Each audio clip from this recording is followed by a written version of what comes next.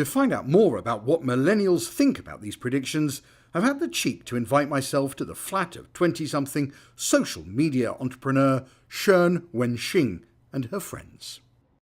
I'm buying the food, and in return, they're sharing their views on the changes being introduced by their generation. Yeah, hello. 你好。哦，你好。你是亚当吗？ I think so. 好的，谢谢。Okay, 谢谢。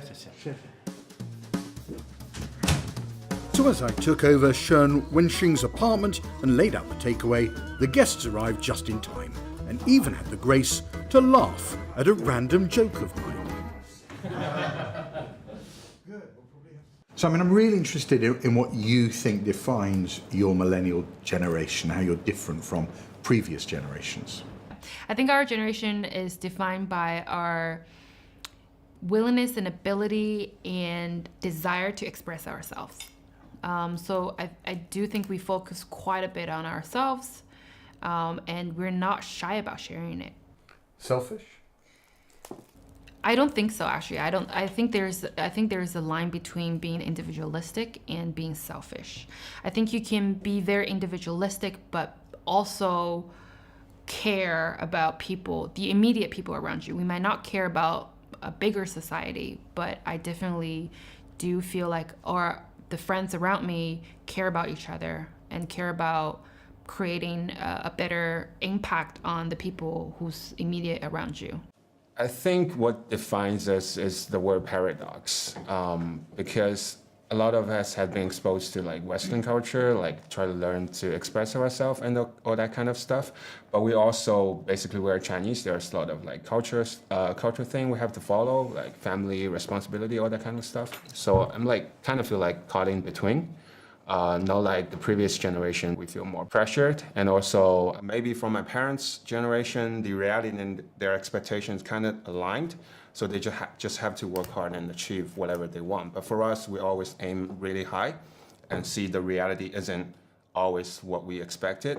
I would say action define our generation. Why?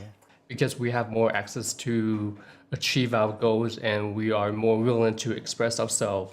You've been in the UK, you've been in America, in Canada, so you've got points of comparison. Right. You don't think your generation, your consumer behavior is much different from people you know of your age in those countries? We want things even more badly. Right. Yeah.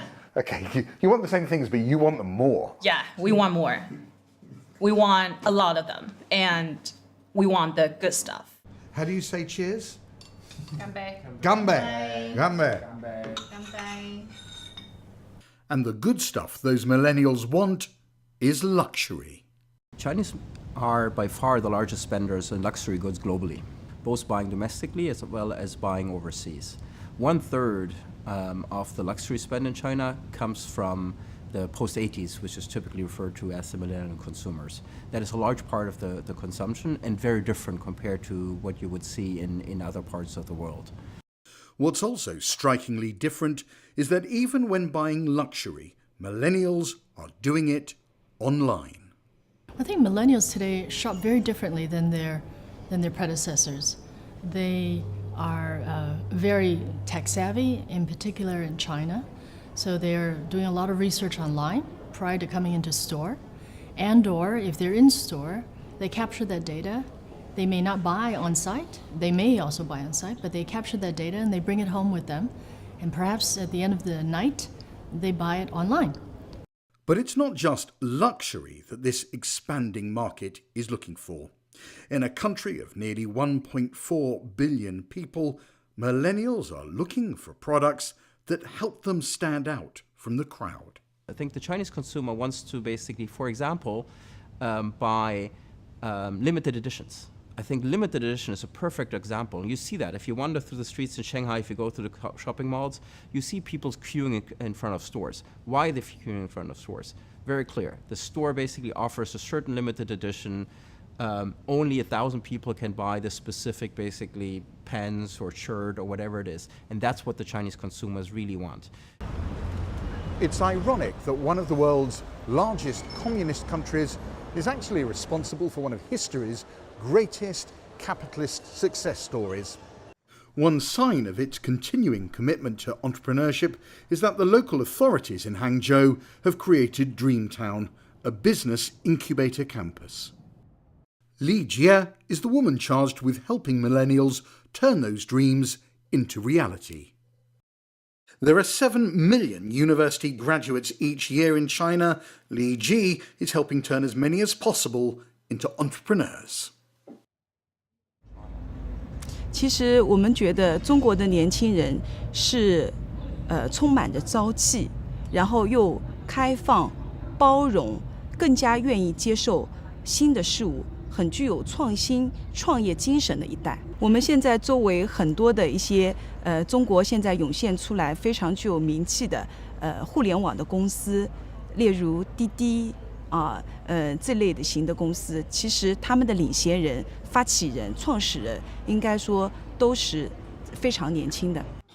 Chinese millennial entrepreneurs and executives are helping make the country a major innovation hub. Didi Chuxing is one of 64 so-called Chinese unicorns, their startups valued at $1 billion or more. America has 114 of them.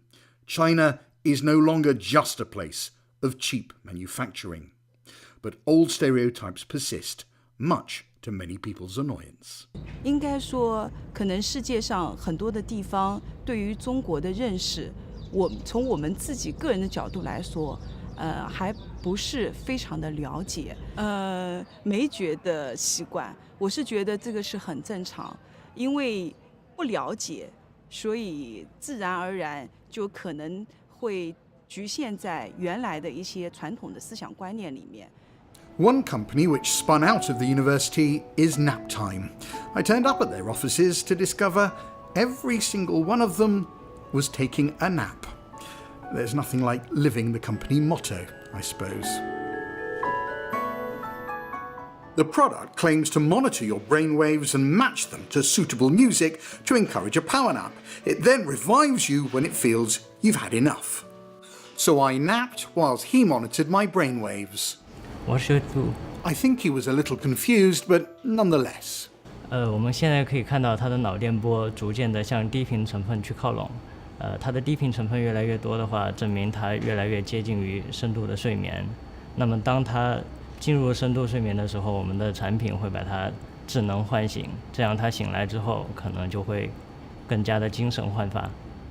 I'm not sure it worked for me, but amongst millennials I'm told power napping is right on trend.